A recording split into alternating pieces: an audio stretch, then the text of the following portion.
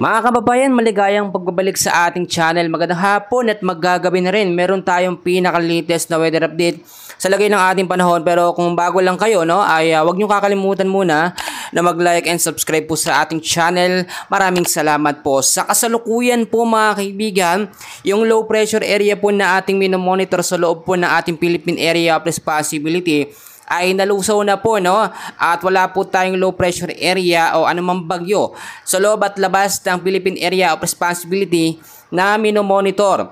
Pero mag-ingat pa rin po tayo sa banta po, take note ng mga localized thunderstorm kasama na dyan ng easterlies o yung mainit na hangin na nanggagaling po sa karagatang Pasipiko. So may mga lugar pa rin na posibleng maapektuhan ng localized thunderstorm. So mag-ingat pa rin tayo, Madalas tuwing hapon at sa gabi yan nagpapaulan. Ang ilang bahagi po ng Visayas kasama na ang Calabarzon, ang Mimaropa, Bicol Region, Zamboanga Peninsula, posible pa rin makaranas, take note, ng kalat-kalat na pag-uulan, medyo mahina hanggang sa posibleng malalakas pagdating ho sa hapon at sa gabi, Kasama na rin dyan ang ilang pagkulog at pagkidlat. So mag-ingat pa rin tayo sa banta po ng pagbabaha, gayon din sa banta po ng landslide. So ito namang easterlies or yung mainit na hangin na nanggagaling po sa karagatang Pasipiko, posible naman itong maapektuhan ng ilang bahagi po ng Caraga, ang Davao Region, yung mga lugar na yan, asahan natin ng merong mga kalat-kalat na pag-uulan sa hapon po at sa gabi. Ang Metro Manila naman at ilang bahagi ng ating bansa ay posibleng maapektuhan naman ng localized thunderstorm.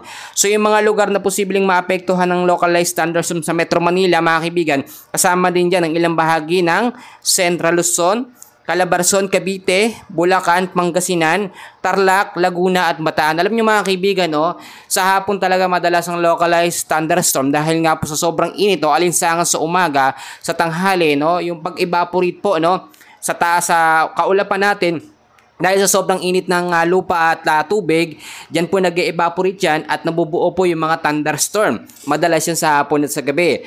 Take note lamang, malapit na rin tayo sa tinatawag natin na transition period from summer o tag-init to rainy season o tag-ulan. So yan yung nagiging hudyat na malapit na ang rainy season mga kaibigan. So maging handa pa rin tayo sa mga posibilidad po na mangyari. So may inaasahan ba tayong mga low pressure area na mabubuo within the next 24 to 48 hours. Take note mga kaibigan, ayon sa pagtatala ng Pag-asa, 1 hanggang 2 bagyo ang posibleng pumasok po sa loob ng Philippine Area of Responsibility ngayong buwan ng Mayo. So ine-expect natin, by next week, within the next 24 to 48 hours, posibleng may mabuo ulit na mga low pressure area, pero hindi po yan nakikitaan ng tsansa na magiging isang ganap na bagyo o tropical depression.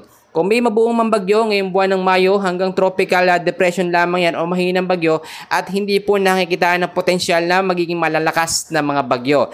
Kaya naman mga kaibigan na sinasabi ko, kahit wala pong bagyo sa loob ng ating bansa, maging alerto at maging handa pa rin tayo. Alam nyo, pag localized thunderstorm, minsan hindi yan agad-agad na monitor. Madalas yan bugso o bigla ang pag-uulan sa hapon at sa gabi. So maging handa pa rin tayo.